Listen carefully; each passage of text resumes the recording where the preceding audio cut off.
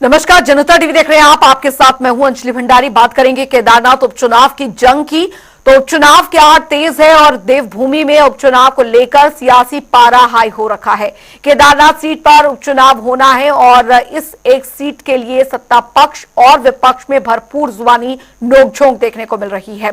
कांग्रेस उत्तराखंड की संस्कृति बचाने के नाम पर खाली कुर्सियों के बीच वोट मांगते दिख रही है। तो खाली कुर्सियों के बीच भाषण देते हरीश रावत का एक वीडियो बहुत वायरल हो रहा है, जिसके बाद अब कांग्रेस उत्तराखंड में केदारनाथ सीट कैसे जीतेगी, इस पर कांग्रेस मंथन कर रही है। वहीं आपको बता दें कि केदारनाथ उपचुनाव में अब वोटिंग के लिए 2 सप्ताह से भी कम का वक्त रह गया है और बीजेपी के बड़े नेता अभी तक चुनावी प्रचार के मैदान में क्यों नहीं दिख रहे हैं। जहां केदारनाथ में मनोज रावत और आशा नौटियाल के बीच कांटे की टक्कर है। कांग्रेस का पूरा कुंबा मनोज रावत के साथ कदम से कदम मिलाकर चल रहा है और वहीं बीजेपी के बड़े नेता अभी आशा नौटियाल के साथ कांग्रेस की तरह से नहीं दिख रहे हैं। अब सवाल ये उठ रहा है कि आखिर बीजेपी क्या सीक्रेट प्लानिंग है, उपचुनाव की इस जंग को बीजेपी कैसे मैनेज करेगी, या फिर क्या टिकट बंटवारे को लेकर बीजेपी खेमे में तनाव है। ये सवाल बने हुए हैं। ये एक बड़ा सवाल है कि बीजेपी के बड़े नेताओं के मैदान में ना दिखने के आखिर क्या समीकरण है। उपचुनाव में जनता का मन क्या कह रहा है, कांग्रेस और बीजेपी में किसका खेमा भारी है, चुनावी सरगर्मियों पर क्या माहौल बना हुआ है, इसी पर विस्तार से आज चर्चा करेंगे। और इसी पर चर्चा करने के लिए हमारे साथ बीजेपी और कांग्रेस से हमारे मेहमान आज के जुड़ गए हैं। बीजेपी प्रवक्ता संजीव वर्मा जी हमारे साथ इस चर्चा में जुड़ गए हैं। आपका सर बहुत बहुत स्वागत है। और कांग्रेस प्रवक्ता जयेंद्र रमोला जी हमारे साथ जुड़ गए हैं। सर आपका भी बहुत बहुत स्वागत है। जानकारी हम आपसे लेंगे कि आखिरकार स्थिति क्या बनी हुई है केदारनाथ उपचुनाव को लेकर। जिस तरीके से सियासी जंग की बात आ रही है या जो माहौल अभी बना हुआ है वो क्या कह रहा है, लेकिन उससे पहले जानने की बहुत ज्यादा जरूरत है कि तैयारियां कैसी है। संजीव वर्मा जी, बीजेपी की कैसी तैयारी इस सीट को लेकर, इस उपचुनाव को लेकर? अंजलि जी देखिए, भारतीय जनता पार्टी की तैयारियां हैं। पन्ना प्रमुख काम कर रहे हैं, हमारे तमाम मंडल अध्यक्ष, तमाम जिले के भी हमारे कार्यकर्ता हैं, प्रदेश के हमारे कार्यकर्ता हैं, जो उस विधानसभा में निवास करने वाले तमाम लोग ग्राउंड जीरो पर लगातार काम कर रहे हैं। और भारतीय जनता पार्टी जो विकास को लेकर सतत ही जनता के बीच रहती है, जन सरोकारों से जुड़ी रहती है और एक जनता के साथ जो डायरेक्ट इंटरेक्शन रहता है। ऐसा नहीं कि वहां पर चुनाव हो रहा है तो जब भी जनता के बीच जाना है, बल्कि एक कंटिन्यूटी में जब हम हमारा कार्यकर्ता जनता के बीच रहता है तो उसका एक विशेष प्रभाव पड़ता है। और जिस तरह से भारतीय जनता पार्टी लगातार उत्तराखंड का एक कोने कोने का विकास कर रही है, जहां माननीय मुख्यमंत्री श्रीमान पुष्कर सिंह धामी जी लगातार प्रत्येक विधानसभाओं में जनता के बीच जाने का काम कर रहे हैं, जनता से उनके जो भी कार्य हैं उनके बारे में जानकारी कर रहे हैं। जहां पर किसी प्रकार की कोई भी कमी है या कोई भी सुझाव जनता का मिलता है तो उसके ऊपर डायरेक्ट एक्शन कर रहे हैं और इमीडिएटली उन समस्याओं का निवारण के लिए अपने जो अधिकारी हैं उनको आदेश और दिशा निर्देश दे रहे हैं। अंजलि जी एक मिनट, अभी जिस तरह से केदारनाथ विधानसभा की आप बात कर रहे हैं तो चारधाम का जो हमारा केदारनाथ धाम है वो हमारी आस्थाओं से जुड़ा हुआ है। और वहीं आप दूसरी ओर कांग्रेस की यदि बात करते हैं तो अभी क्योंकि उपचुनाव का वक्त है तो अब इनको केदारनाथ धाम की याद आती है। तो केदारनाथ धाम हमारे लिए आस्था का विषय है और कांग्रेस के लिए राजनीति का विषय है। ये वही कांग्रेस पार्टी है जो महाराष्ट्र में मुल्ला मौलवियों का साथ और समर्थन के लिए लगातार ठीक उनके है, ठीक है संजीव वर्मा जी, संजीव वर्मा जी, आपने अपनी बात यहां पर रखी है। कांग्रेस का भी पक्ष जान लेते हैं। जितेंद्र अमोला जी, आपके तमाम बड़े नेता जो है चुनावी मैदान में जुटे हुए हैं। अभी एक वीडियो जो है वो लगातार इस समय वायरल हो रही है हरीश रावत की जनसभा की। अब आप लोगों की तैयारियां कितनी है तो आप ही बताएंगे, लेकिन इन जनसभाओं में जो आप लोगों द्वारा की जा रही है, भीड़ कहीं भी नजर नहीं आ रही है, खाली कुर्सियां तस्वीरों में सामने आई हैं। अंजलि जी, पहले तो ये भाजपा का चश्मा आप उतार दीजिए। जिस दिन नामांकन था ऊखीमठ पे मुख्यमंत्री जी की सभा की, उस दिन का मैंने भी सोच जाना कई जगह पे सुन लीजिए। मेरा चश्मा नहीं, आप कह रहे हो, तस्वीर बता दीजिए क्या, इसके अलावा और तस्वीर बता दीजिए मुझे। आप कह रहे कहीं नहीं हो रही भीड़, मुझे दिखा दीजिए और तस्वीर। हमने कहीं नहीं बोला, एक वीडियो जो सामने आई है उसका जिक्र है सर, आपके वर्ड है, उसका जिक्र किया। मैंने बोला है कि ये जो तस्वीर सामने आ रही है, जो तस्वीर हम दिखा रहे हैं, उसमें जो नथिंग तस्वीरें कहा आपने अंजलि जी, आपने कहा तस्वीरें सामने आ रही है सर, ये तस्वीरें तो सामने आ रही है। आपने कहा तस्वीरें। देखिए ऊखीमठ में जिस दिन नामांकन था उस दिन मुख्यमंत्री की सभा थी। उस दिन मुख्यमंत्री की सभा में स्कूली बच्चे बैठे थे, पीछे सारी कुर्सियां खाली थी। हो सकता है किस समय कौन सी सिचुएशन में किस जगह बैठक हो रही है वो डिपेंड करता है। और आप जो ये कहा कि आपने ये कहा कि आपके बड़े नेता जा रहे हैं और तस्वीरें सब इस तरह की नजर आ रही है। तस्वीरें नहीं, एक तस्वीर है। अगर तस्वीरें है तो तस्वीरें इसी तस्वीर को स्पष्ट कर दीजिए, इसी तस्वीर को स्पष्ट कर दीजिए आप, ठीक है ना।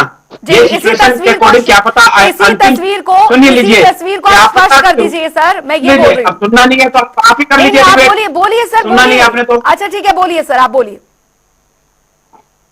देखिए जो आप तस्वीर दिखा रहे हैं वो डिपेंड करता है किस समय की तस्वीर है। कार्यक्रम समापन की है, कार्यक्रम की शुरुआत की है, और हो सकता है कुछ ऐसी जगहों पर लोग नहीं इकट्ठे हो पाए होंगे, कुछ ऐसी जगहों पर ऐसी स्थिति हो सकती है। लेकिन हरीश रावत जी जहां जा रहे हैं रात के 10 बजे तक उनके पीछे लोगों की भरमार है। हरीश रावत जी का पेज खोल के आप दिखा दीजिए इस समय सभी को, उसमें सब दिख रहा है। दूसरी बात, मेरे साथी वर्मा साहब कह रहे थे अभी कि हमारे लिए केदारनाथ आस्था का से है, हमारा आस्था का प्रतीक है। तो यही इन्हीं के मुख्यमंत्री केदारनाथ जी का मंदिर दिल्ली में शिफ्ट करने जा रहे थे। केदारनाथ जी से शिला लेकर दिल्ली में मंदिर बनाने का काम करते, और तो और यात्रा को उल्टी घुमाने का काम कर रहे थे। ठीक है, इन्हीं के मुख्यमंत्री जी के द्वारा गुजरात के, देखिए हम आपको मुख्यमंत्री इसलिए बनाया गया कि यहाँ के लोगों को रोजगार दे। ये गुजरात के अपने गृह मंत्री और प्रधानमंत्री के गृह स्तर से एक आदमी को लाते हैं और उसको रजिस्ट्रेशन का ठेका देते हैं ताकि वो वहां से यहां से कमा के अपने प्रदेश में लेके जाए। ये स्थिति इनके मुख्यमंत्री की। ये विकास की बात करते हैं, ये उत्तराखंड के विनाश पे लगे हुए। आप बात करते हैं, ये बार बार एक ही बात कहते हैं कि हम विकास कर रहे हैं, विकास। 2013 की आपदा के बाद 2014 में हरीश रावत जी ने 1 साल के अंदर पूरा नया ट्रैक तैयार कराया कांग्रेस गवर्नमेंट ने, और ये 3 महीने में भी सोनप्रयाग का 200 मीटर का पैच तैयार नहीं करवा पाए हैं। ये बात करते हैं विकास की। इनका कौन सा प्रभारी मंत्री वहां दौरे करने गया? केवल मुख्यमंत्री गए, हेलीकॉप्टर से गए और हेलीकॉप्टर से वापस आ गए। पब्लिक से मिले? कहीं वीडियो है तो दिखा दीजिए कहीं पब्लिक से मिलो। दूसरी बात ये करते हैं कि महाराष्ट्र में मुल्ला मौलवी की बात करते हैं। अरे भैया, महाराष्ट्र में 6,000 से 16,000 उनकी तनख्वाह किसने बढ़ाई मदरसों के टीचरों की?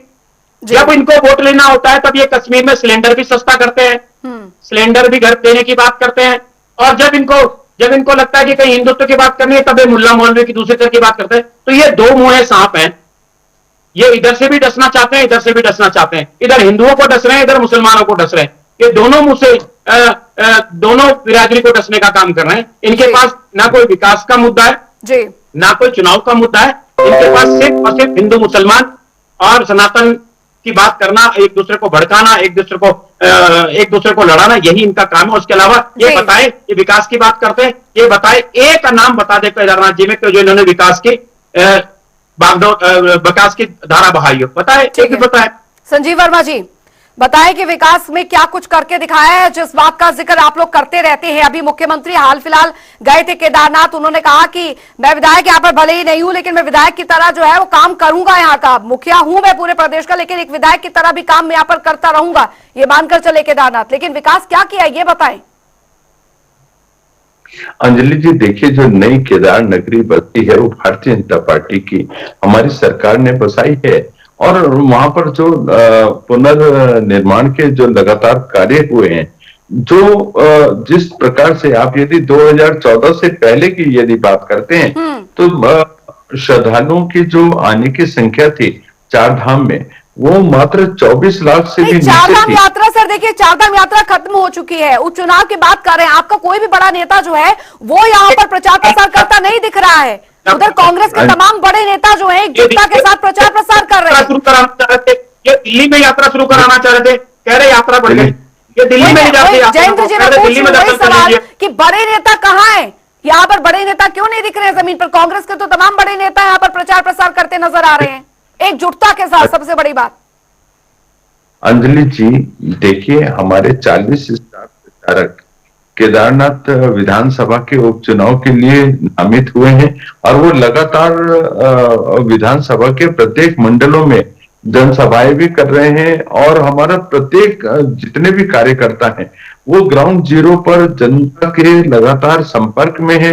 उनको जनता सरकार की, राज्य सरकार की, केंद्र सरकार की जो लगातार उपलब्धियां हैं, जो क्षेत्र के लिए हमारी सरकार ने काम किए हैं, उनका उल्लेख कर रहे हैं। अभी मेरे मित्र बड़ी बड़ी बातें कर रहे थे, आप कह रहे थे क्या किया?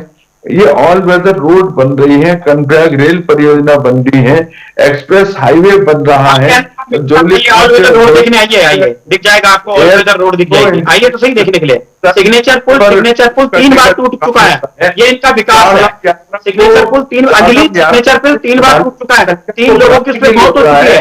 आज गुजरात की कंपनी को दिया है केवल प्रधानमंत्री को खुश करने के लिए। केदारनाथ धाम के जितने लोग व्यापार से जुड़े हैं और वहां पर जितने लोग का व्यापार होता है, तो मैं सोचता हूं जब ज्यादा से ज्यादा वहां पर श्रद्धालु आएंगे तो उनकी आर्थिकी भी सुदृढ़ होगी, आर्थिक रूप से समृद्ध होंगे और मैं सोचता हूं रोजगार भी बढ़ेगा, स्वरोजगार भी बढ़ेगा। डबल इंजन की सरकार लगातार ग्राउंड जीरो पर हमारी काम कर रही है और कांग्रेस पार्टी, इनके पास ना विकास की कभी सोच थी, ना कभी है, ना कभी रहेगी। और ये भी धर्म की बात कर रहे हैं, अपने उम्मीदवार के लिए प्रचार प्रसार तो यहाँ पर कर रहे हैं, प्रचार प्रसार तमाम बड़े नेता कांग्रेस के दिख रहे हैं। लेकिन हमारा सवाल यहाँ पे 40 स्टार प्रचारकों की लिस्ट आप लोगों ने भी जारी यहाँ पर की है, वो उनके जनसभाएं क्यों नहीं दिख रहे हैं यहाँ पर? उनके बारे में क्यों? क्योंकि मुख्यमंत्री जी लगातार प्रचार प्रसार करते हैं।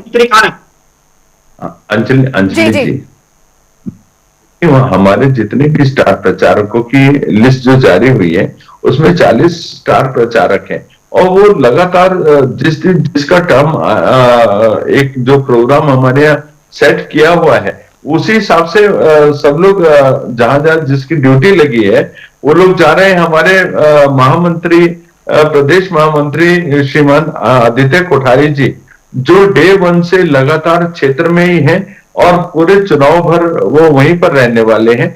और जिस तरह से आप कांग्रेस की यदि आप बात कर रही है, वही कांग्रेस है अंजलि जी जो चंपावत का चुनाव हुआ, उपचुनाव हुआ था और ये अपनी प्रत्याशी को बीच मझधार में अकेला छोड़कर भाग खड़े हुए थे। कांग्रेस की गुटबाजी किसी छुपी तो है नहीं, आप छुपी भी नहीं है। रोजाना आप भी इस प्रकार की शैला रानी जी की बेटी को मंत्रालय में छोड़ दिया और महेंद्र पांडे की सीट अपने पोजीशन वाले को दे दिया, अपने गिरेबान वर्मा जी अपने गिरेबान में है। अभी तक तो हरीश रावत और प्रीतम सिंह का गुट की हम बात सुनते थे, आज गणेश गोदियाल और करण मारा और हरीश रावत और प्रीतम सिंह और यशपाल आर्य 5 गुट बने हुए हैं। अब एक बड़ी विडंबना कांग्रेस के अंदर ये है, ये लोग समझ नहीं पा रहे हैं कि जो कांग्रेस के प्रत्याशी हैं, कांग्रेस के ये जो रावत जी ये गणेश गोदियाल गुट के हुए या महारा गुट के हुए या हरीश रावत गुट के हुए या यशपाल आर्य जी के गुट के हुए, अब बड़े असमंजस की स्थिति में है।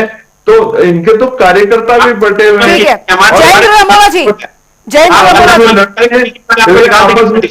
तो उसको संजीव वर्मा जी, जयेंद्र अमोला जी को बोलने दीजिए अब जी। वही होने वाला है जिस प्रकार से चंपावत में 4.5% पे पूरी तरह से कांग्रेस सिमट गई थी, कांग्रेस का हश्र यहाँ ठीक पर है, भी वही ये होने वाला जनता है। बताएगी, ये जनता बताएगी सर, ये जनता बताएगी। जयेंद्र अमोला जी, आप अपनी बात पूरी कीजिए। जी, इनको केवल चंपावत दिखाया जा रहा है, क्योंकि वहां इनके चीफ मिनिस्टर लड़ रहे थे, सरकार चुनाव लड़ रही थी। इनके चीफ मिनिस्टर रहते हुए हमारे युवा नेता भुवन काकड़ी जी ने उनको बुरी तरह हराने का काम किया।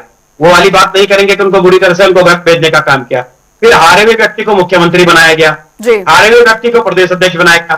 ये अपने पार्टी के अंदर नहीं झांकते, हमारी पार्टी में 5-5 गुट बताते हैं किसका कैंडिडेट है। अरे भैया, आप बता दें आशा नोटियाल किसके कैंडिडेट है?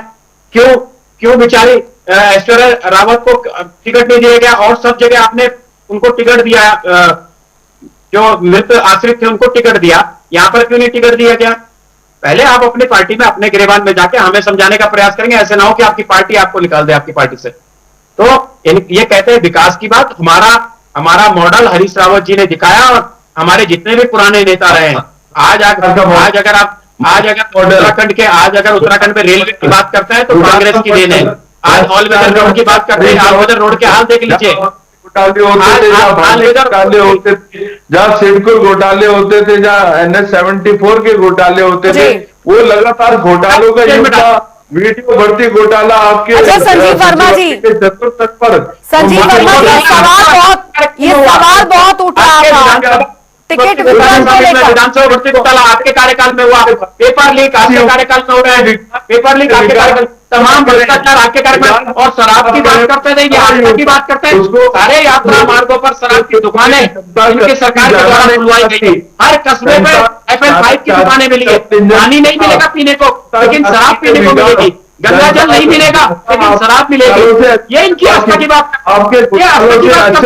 भ्रष्टाचार की बात, ये भ्रष्टाचार। हर काम के लिए पैसा, हर काम के लिए पैसा। और जिस तरह का कार्यकाल चल रहा है, वो अपने आप में बड़ा संसार करता है। बिल्कुल, सनातन को समाप्त कर दो, सनातन को समाप्त कर दो। फिर की घूम गई सनातन पे। 17 क्या होता है? ज्ञापन 17 मांगों का आपको ज्ञापन दे रखा है कि आप हमारी ये सारी मांगे पूरी कर दो। और हम, लेकिन संजीव वर्मा जी, ब्यौरा तो जनता को, आपको हिसाब किताब तो जनता को आपको देना ही पड़ेगा। ये जनता फैसला करेगी। केदारनाथ चुनाव को लेकर आप लोगों की तैयारी है, लेकिन सवाल बार बार पूछे जा रहे हैं कि दिवंगत शैला रानी रावत की बेटी को क्यों न देकर दूसरे उम्मीदवार को टिकट यहाँ पर दिया गया। ये सवाल तो मुझे लगता है बहुत बार आप लोगों से उठाए गए हैं। आप देखने वाले हैं जी। संजीव वर्मा सुनते नहीं है। जी, सुन रहे हैं। अभी मेरा सवाल यहाँ पर यही, सवाल आपसे कई बार पूछा गया होगा, और बीजेपी पर कांग्रेस की तरफ से भी सवाल पूछा जा रहा है। दिवंगत शैला रानी रावत की जो बेटी है, उन्हें दरकिनार करके कोई और को कैंडिडेट बनाया गया। अमूमन ये देखने को मिलता है कि सिंपैथी वोट के जरिए भी कई बार पार्टी जो है टिकट देती है। सवाल यहाँ पर ये भी उठाए गए हैं कि उन्हें क्यों साइडलाइन यहाँ पर किया गया। अंजलि जी, देखिए, ये सोच कांग्रेस पार्टी की हो सकती है, ये क्योंकि ये मानसिकता कांग्रेस की हो सकती है। भारतीय जनता पार्टी में हमारा जितने भी कार्यकर्ता हैं वो सब एक समान है। और देखिए, जब चुनाव होता है तो केवल एक व्यक्ति को पार्टी अपना अधिकृत प्रत्याशी बनाती है। उम्मीद तो ये भी थी कि उनकी तरफ से भी प्रचार प्रसार जो है वो यहाँ पर किया जाता। उसमें कोई भी हो सकता है, और सभी कार्यकर्ता हमारे सम्मानित हैं, और पूरे एकजुटता के साथ हम लोग चुनाव मैदान में हैं। और केदारनाथ की जो विधानसभा की सीट है, उसको एक बड़े बहुमत के साथ भारतीय जनता पार्टी जीतने वाली है। पार्टी उम्मीदवार के लिए मुख्यमंत्री जी कब आ रहे हैं? पार्टी उम्मीदवार के लिए मुख्यमंत्री जी कब आ रहे हैं सर? का काम कर रही, ठीक है। पार्टी उम्मीदवार के लिए प्रचार प्रसार के लिए मुख्यमंत्री जी का कोई कार्यक्रम शेड्यूल है क्या? अंजलि जी, देखिए, माननीय मुख्यमंत्री जी का कुछ सभाएं वहां पर पूर्व में भी हुई हैं और आगामी दिनों में भी होने वाली हैं। अभी क्योंकि झारखंड और महाराष्ट्र के चुनाव प्रचार में माननीय मुख्यमंत्री जी के कार्यक्रम लगे हुए हैं, और बहुत शीघ्र ही केदारनाथ में भी वो आपको चुनाव प्रचार ठीक है। में जयेंद्र रेमोला जी, एक आखिरी रिएक्शन मैं यहाँ पर लेना चाहूंगी कि बीजेपी ने तो कह दिया है, मुख्यमंत्री ने जब का भी एक बयान सामने आया था जब वो केदारनाथ पहुंचे थे, उन्होंने कहा था कि बतौर विधायक नहीं हूं लेकिन एक विधायक की तरह यहाँ पर विकास करूंगा और आप ये केदारनाथ की जो जनता है ये समझकर जो है वो उपचुनाव में वोट करे।